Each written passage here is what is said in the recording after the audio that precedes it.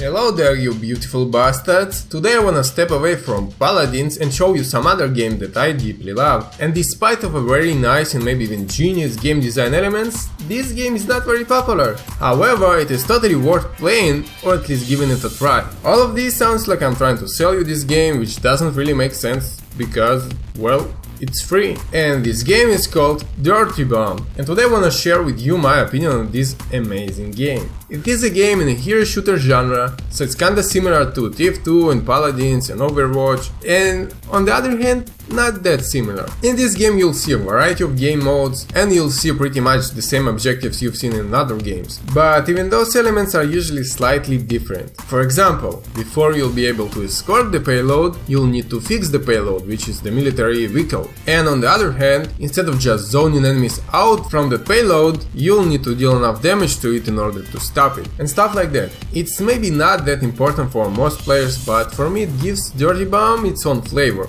But that's all not a big deal. What is a big deal is how developers balancing all the classes in this game and the synergy between those classes. There are 5 classes in the game right now, and within each class there are different heroes with their own weapons and abilities. Assault is the class that's supposed to be best at killing people. Engineers are able to deal with objectives much faster than anyone else. Recon are basically snipers, and 2 support classes. One is medic that can heal and resurrect teammates, and second one is a fire support that provides ammo and has some cool explosive abilities like controlling laser beam from the satellite or calling for an airstrike. I can already hear how some people are angrily typing something like that's the same shit we've seen in other games. What's cool here? And I'll answer you. First of all, medics are not pocket healers. They are all basically battle medics. They all got nice weapons, they all can kill people very effectively, and probably the best kill streaks I've ever had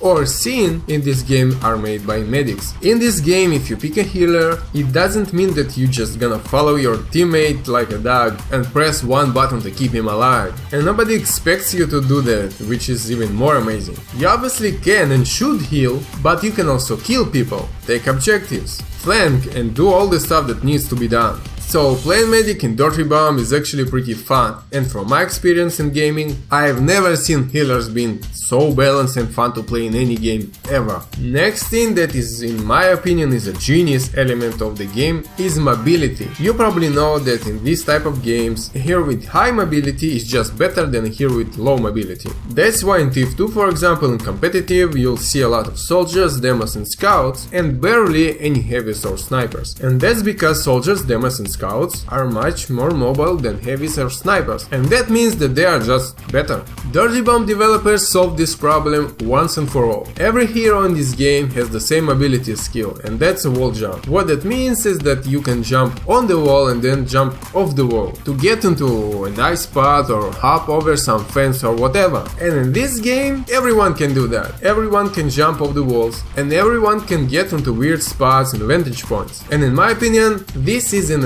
incredible idea. Whoever thought about this, tip of the head to you. You wanna flank with a sniper? Go ahead, here you can do that. You wanna take Rhino, which is similar to Thief 2 Heavy, and shove your minigun up their asses? There you go, here you can do that too. Also, wall jumps are not very easy to do, so there's a pretty nice skill ceiling that allows better players to outplay others. And high skill ceiling is good, and it makes a game interesting. It makes players feel more invested in the game. It makes you wanna learn how the fuck did that guy get there. But obviously the game is not perfect, otherwise the player base of Dirty Bomb would bomb.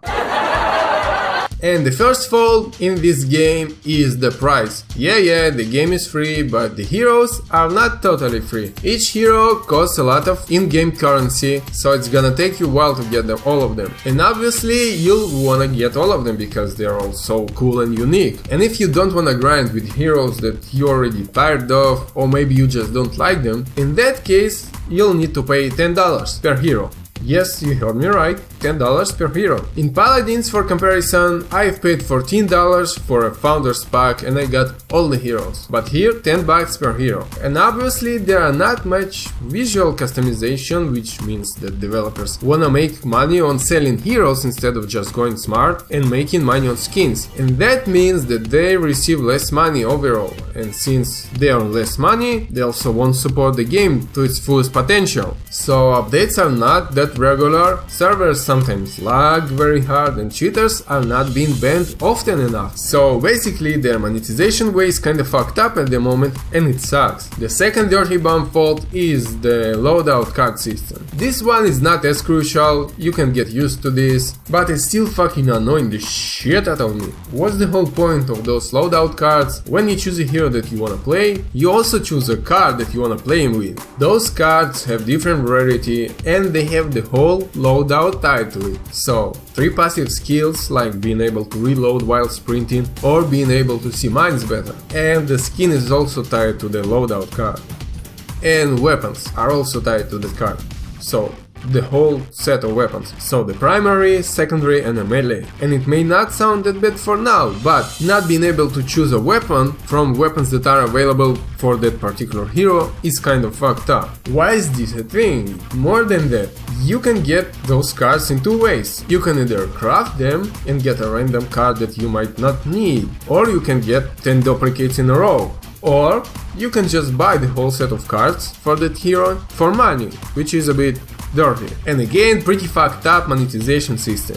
All of this sounds like the game is total shit, but it's not. Trust me, it's not. It's actually a very interesting and fun game to play, and I wish developers the best luck with it.